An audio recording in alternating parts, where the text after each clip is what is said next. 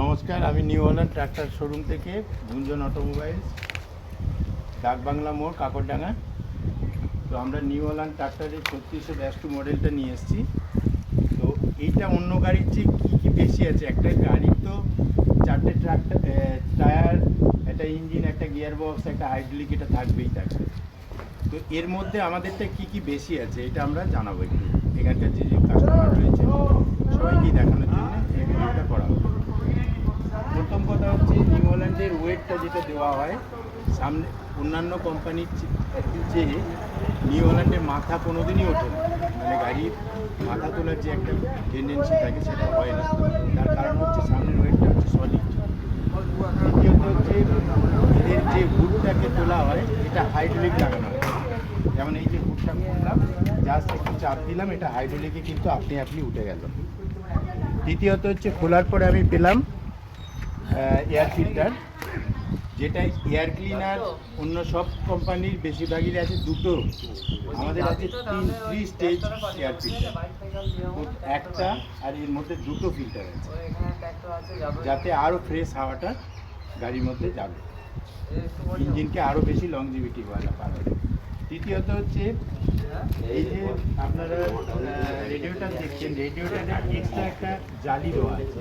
এই যে জালিটা, এটা কেন দেওয়া আছে, যখন থ্রেশার চালাবেন তখন বেশিরভাগ কোম্পানির গাড়িতে সামনে নেট লাগাতে হয়, নাহলে কুটি এসে এর মধ্যে লেগে রেডিওটাকে জাম্প করে। আর আমাদের সেই সিস্টেমটাই নেই, এইটা লাগানোই আছে। যখন কুটি এসে ধরলো এটাকে খুলে বের করে নিয়ে ছেড়ে নিয়ে আবার লাগিয়ে দিয়ে চলতে শুরু। আমাদের দুটো স্পিনল ফিল্টার দেওয়া থাকে। এতে কি হয়, আরও বেশি তেল পিওর হয়ে, মানে নোংরা বাদ হয়ে পাম্পে আসে, যার জন্য পাম্পের লংজিভিটি অনেকটাই বাড়ে। দ্বিতীয়ত হচ্ছে হাইড্রোলিক ফিল্টার এতটা মোটা অন্য কোনো কোম্পানি দেয় না, যেটা নিউ হল্যান্ড দিয়েছে। আর এই গাড়িটা হচ্ছে টোটাল ওয়াটার সিল। দেখে নিন, এই যে সামনের যে ফ্রন্ট আপনার যে ইয়ে রয়েছে, এই অয়েল সিল, এখানে কাটবার কোনো জায়গাই নেই, কারণ কাদা জল যাবেই না। টোটাল গাড়িটা হচ্ছে ওয়াটার সিল। এছাড়াও নিউ হল্যান্ডের হাইড্রো প্লাস হচ্ছে আপনার গিয়ার আছে। তো এটা 8+8 গিয়ার হয়, কিন্তু আমাদের এই মডেলটাতে স্প্লিটার দেওয়ার জন্যে আপনার এটা 16+16 গিয়ারটা হবে। 16+16 কি না, হাই লো মিডিয়াম হয়, মিডিয়ামের আবার হাই আবার লো বের করা হয়েছে, যাতে সামনে 16 পাবেন, পিছনে 16 পাবেন। এছাড়াও হচ্ছে নিউ হল্যান্ডের লিফটোমেটিক সুইচ আছে, এটা অন্য কোনো কোম্পানি নেই। একটু হাত দিয়ে দাও, তাই ওইটা দিয়ে কি হয়, সমান গভীরতায় চাষ করার জন্য লিফটোমেটিক সুইচ ব্যবহার করা হয়। তো এটা অন্য কোনো কোম্পানিরই নেই। দ্বিতীয়ত হচ্ছে এই নিউ হল্যান্ডের, এদিকে একটু আসুন, নিউ হল্যান্ডের একটা বিশেষ ব্যবস্থা হচ্ছে, এদের ক্লাচ অন্য কোম্পানির হয় ডুয়েল ক্লাচ, মানে একই প্যাডেলে দু রকম ক্লাচ হয়, একটাতে রোটারের ক্লাচ আর একটাতে হয় গাড়ি চালানোর ক্লাচ। কিন্তু নিউ হল্যান্ডের সেপারেট দুটো ক্লাচ, এটা হচ্ছে পায়ে ক্লাচ যেটা হচ্ছে গাড়ি চালানোর জন্য, আর এটা হচ্ছে আপনার হাতে ক্লাচ যেটা হচ্ছে রোটার চালানোর জন্য। আর স্প্লিটার গিয়ার যেটা আমি বলছিলাম সেটা হচ্ছে এই লিভারটা হচ্ছে স্প্লিটার গিয়ার, মানে মিডিয়ামটাকে হাই এবং লোয়েতে ভাঙা আছে। এছাড়াও হচ্ছে নিউ হল্যান্ডের ফুয়েল ট্যাঙ্কি, এটা হচ্ছে ফাইবারের। এটা এখন নিউ হল্যান্ডে দেখা দেখি অন্য কোম্পানিও ব্যবহার করছে। তো সেটাতে সুবিধা কী আছে, তেল উবে যাবে না, বা কোনো রকম ঘাম হয়ে যে ট্যাঙ্কিতে জং হয় সেটা কোনো দিনই হবে না। আর নিউ হল্যান্ডের এই যে দেখা যাচ্ছে যে এই যে স্যাপ গার্ড, ফ্রন্ট হুইল স্যাপ গার্ড, এটার আওয়াজটা শুনতে পাচ্ছেন? এটা হচ্ছে যে একদম পুরো কাস্টিং লোহার বানানো আছে, যার জন্য অন্য কোম্পানির হয় ফাইবারের, না হলে কারোর হয় টিনার। তাতে কি হয় যে ওইটাকে কোনো জায়গায় ঘষা লেগে বা কোনো ধাক্কা লেগে ওগুলো ভেঙে গিয়ে ওই স্যাপটের মধ্যে কাদা জল যায়, তখন ওই স্যাপটা নষ্ট হয়ে যায়। আমাদেরটা ওই গার্ডটাকে ভেঙে কাদা জল যাওয়ার ক্ষমতা নেই। এছাড়াও নিউ হল্যান্ডের এই যে ইঞ্জিন অয়েল ট্যাঙ্কি রয়েছে সেটা ফুললি কাস্টিং লোহার, অন্য কোম্পানির হয় টিনার, যার জন্য ওই ড্রেন নাট বেঁকে যাওয়া বা ট্যাঙ্কি টুকরে যাওয়া আলের মধ্যে লেগে সেটা হয়।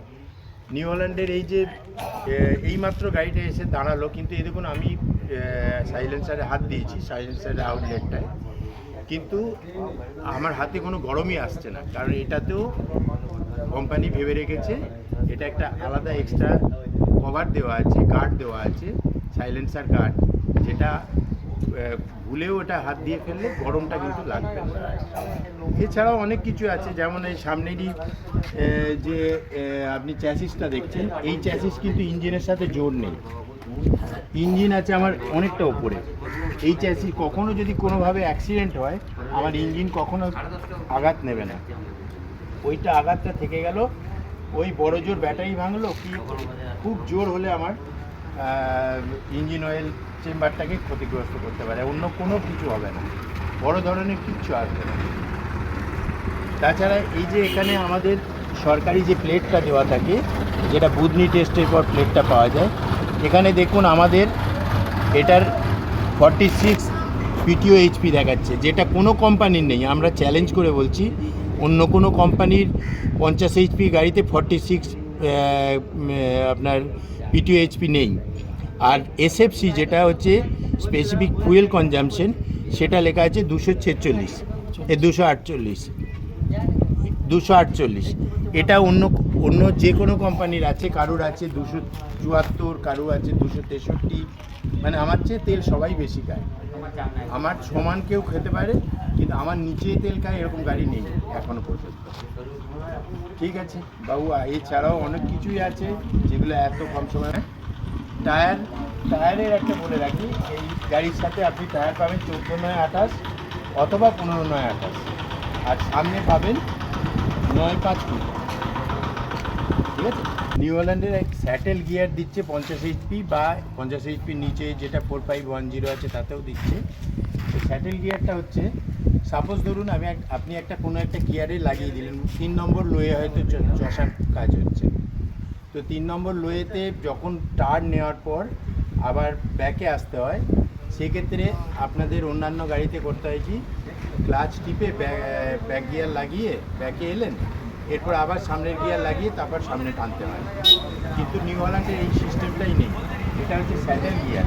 স্যাটেল গিয়ারটা যখন সামনে টানা থাকবে তখন যে গিয়ারেই থাক গাড়ি কিন্তু সামনে যাবে, আর এই স্যাটেল গিয়ারকে পিছনে ঠেলে দিলে তখন 3 নম্বর লোয়েতেই সেই স্পিডেই কিন্তু পিছনে যাবে, বা 2 নম্বর লোয়েতে আছে 2 নম্বর লোয়েতেও স্পিডে পিছনে যাবে, বা 1 নম্বর হাইতে আছে 1 নম্বর হাইতেও কিন্তু পিছনে যাবে।